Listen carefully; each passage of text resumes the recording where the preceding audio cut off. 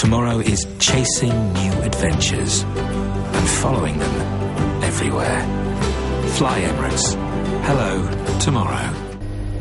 You're watching News First, and up next is a look at Action TV.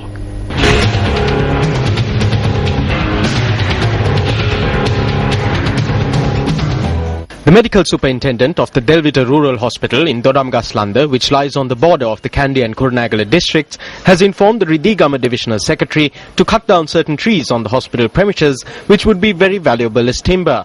When considering the backdrop against which the medical superintendent of the hospital has made this request, it could be considered that it has been done in the best interest of the patients.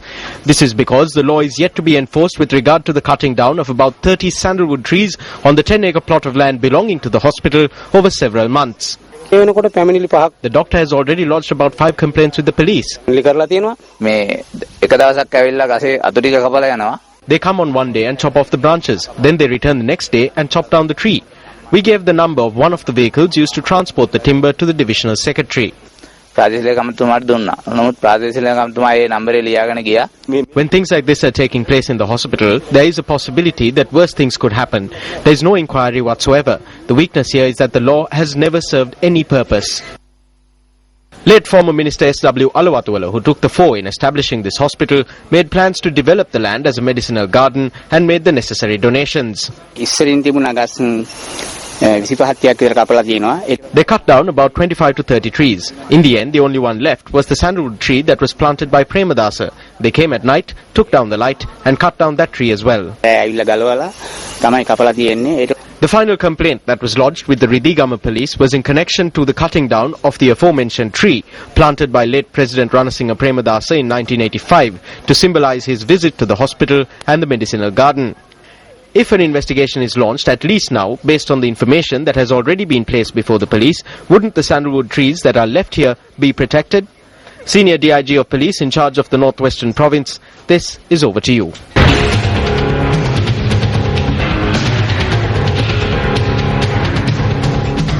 The majority of damage caused to farmland in the Hambegamu area in Thanamanvilla recently was attributed to wild elephant incursions. At present, farmland in the area is being destroyed owing to another epidemic. News First correspondent USA Bandara reports.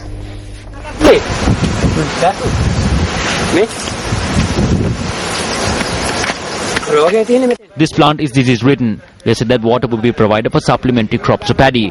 That is why we began planting capsicums. This land is not mine either. I have leased it for 35,000.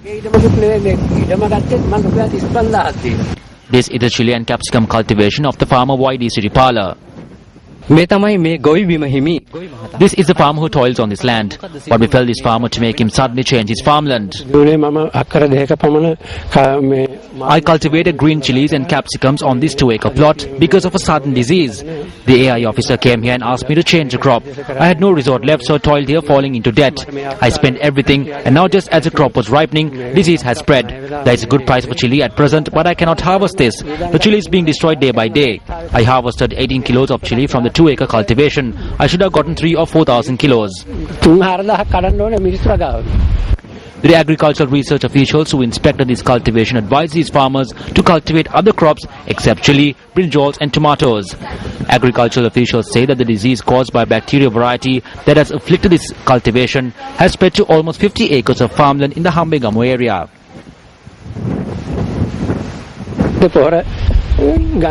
When I obtained fertilizer, some money was set aside as insurance. Although the money has been taken, they are asking me how they are to pay insurance when even they are not aware of such a thing. I have been left to despair because I have no money to cultivate any other crop.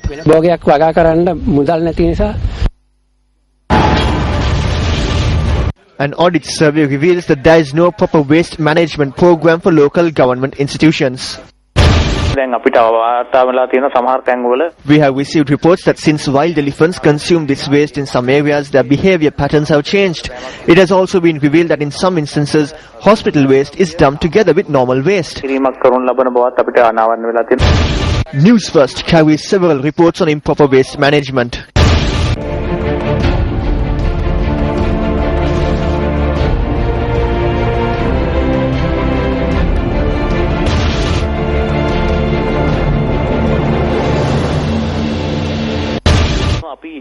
We hope to carry out an extensive audit into selected urban councils and local government institutions. Will proper waste disposal be undertaken by local government institutions even after this audit survey?